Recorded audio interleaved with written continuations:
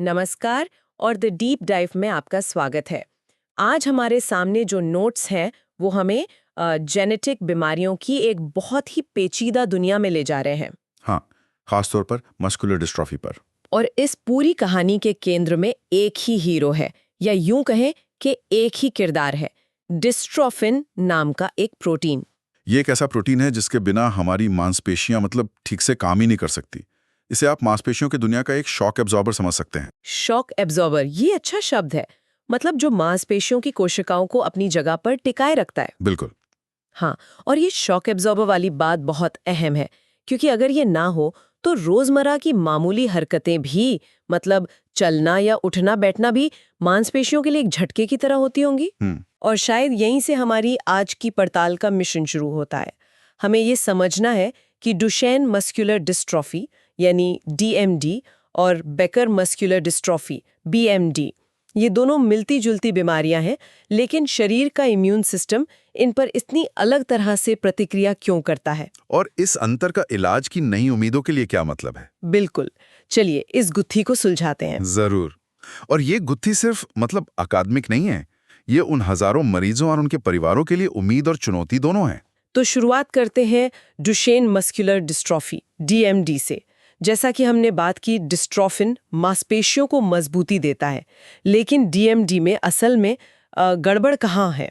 DMD में जो सबसे बड़ी और बुनियादी समस्या है वो है अनुपस्थिति। अनुपस्थिति। हाँ, शरीर ये प्रोटीन बनाता ही नहीं है, बिल्कुल भी नहीं, जीरो। जेनेटिक कोड में एक ऐसी गड़बड़ी हो जाती है कि डिस्ट्रोफिन बनाने का जो निर्देश है वो ब्लूप्रिंट ही गायब हो जाता है। अच्छा, तो मांसपेशियों को पता ही नहीं होता कि ऐसा कुछ बनाना भी है। बिल्कुल। यानी जन्म से ही मांसपेशियां बिना इस जरूरी सुरक्षा कवच के काम कर रही होती हैं। हर एक हरकत, हर एक खिंचाव उन्हें धीरे धीरे कमजोर करता जाता है। और यहीं पर इम्यून सिस्टम की भूमिका शुरू होती है। ठीक कहा। और यहीं पर कहानी एक बहुत ही अप्रत्याशित मोड़ लेती है। सोचिए, हमारा इम्यून सिस्टम एक बहुत होशियार सिक्योरिटी गार्ड की तरह है। वो बचपन से ही शरीर की हर कोशिका, हर प्रोटीन की पहचान करना सीखता है। उसकी एक लिस्ट होती है कि ये अपना है और ये बाहरी है। अच्छा, तो उसकी एक तरह की मेमोरी बन जाती है। हाँ, एक बायोलॉजिकल मेमोरी। लेकिन डीएमडी के मामले में डिस्ट्रोफिन तो कभी शरीर में बना ही नहीं। तो सिक्योरिटी गार्ड की लिस्ट में डिस्ट्रोफिन का नाम है ही नहीं। बिल्कुल। उसके लिए डिस्ट्रोफिन एक अनजान, एक बाहरी चीज है। एक मिनट, ये बात थोड़ी क्या शरीर की अपनी ही एक बनावट, एक हिस्सा अगर बाहर से दिया जाए तो शरीर उसे दुश्मन मान लेगा? ये तो बिल्कुल फ्रेंडली फायर जैसा मामला लग रहा है। यही तो विरोधाभास है, और यही इस विज्ञान की सबसे बड़ी चुनौती भी है। जब कोई जीन थेरेपी या प्रोटीन रिप्लेसमेंट थेरेपी के जरिए बाहर से पूरी तरह फंक्शनल डिस्ट्रोफिन प्रोटीन शरीर में डाला जाता है, तो इम्यून सिस्टम का अलार्म बज उठता है। उसे लगता है किसी वायरस या बैक्टीरिया ने हमला कर दिया है, और वो उस पे हमला कर देता है। वो फौरन अपनी सेना यानी एंटीबॉडीज और टी सेल्स को भेजता है और उस घुसपैठिए पर हमला कर देता है। तो जिस इलाज को हम मदद समझकर भेज रहे हैं, शरीर उसे हमला समझ रहा है। हाँ। वैज्ञानिक सिर्फ ये कोशिश नहीं कर रहे कि सही प्रोटीन को सही जगह पहुंचाया जाए, नहीं, बल्कि वो इस बात से भी जूझ रहे हैं कि शरीर की अपनी सेना को उस प्रोटीन पर हमला करने से कैसे रोका जाए। बिल्कुल। ये एक बहुत ही नाजुक संतुलन बनाने जैसा है।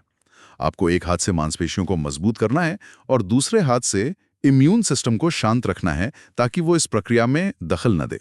इसीलिए डीएमडी के क्लिनिकल ट्रायल्स इतने जटिल और धीमे होते हैं। हाँ, समाधान देना ही काफी नहीं है, शरीर को उस समाधान को स्वीकार करने के लिए तैयार करना भी उतना ही जरूरी है। अब यहीं पे कहानी और भी दिलचस्प हो जाती है। जब हम बेकर मस्कुलर डिस्ट्रॉफी यानी बीएमडी को देखते हैं, ये डीएमडी से मिलती जुलती लगती है, लक्षण भी कुछ वैसे ही हैं। हाँ, पर एक बहुत बड़ा अंतर है। लेकिन हमारे नोट्स बताते हैं कि यहाँ इम्यून सिस्टम का बर्ताव बिल्कुल अलग है। ये डीएमडी से अलग कैसे है? देखिए, बेकर में मुख्य अंतर अनुपस्थिति का नहीं, बल्कि अपूर्णता या कमी का है।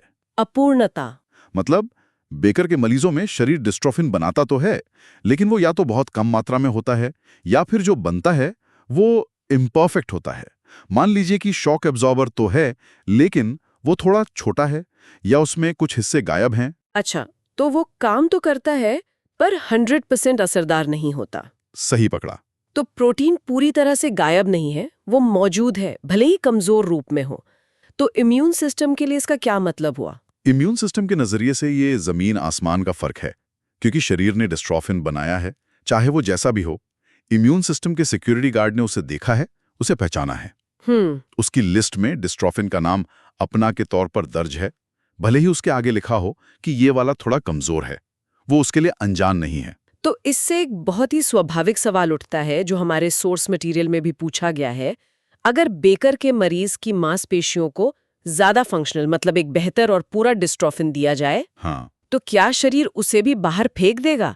क्योंकि है तो वो भी थोड़ा अलग। ये एक बहुत जरूरी सवाल है और थ्योरी के हिसाब से और अब तक के अध्ययनों के अनुसार भी बेकर के मरीजों में इम्यून रिजेक्शन का खतरा डीएमडी के मरीजों की तुलना में काफी कम होता है। तो एक तरह से उन्हें एक नेचुरल एडवांटेज मिला हुआ है। मतलब कागज पर तो उनकी राह आसान लगती है। हाँ, आप ऐसा कह सकते हैं, क्योंकि उनका इम्यून सिस्टम डिस्ट्रोफिन के मूल स्ट्रक्चर से परिचित है।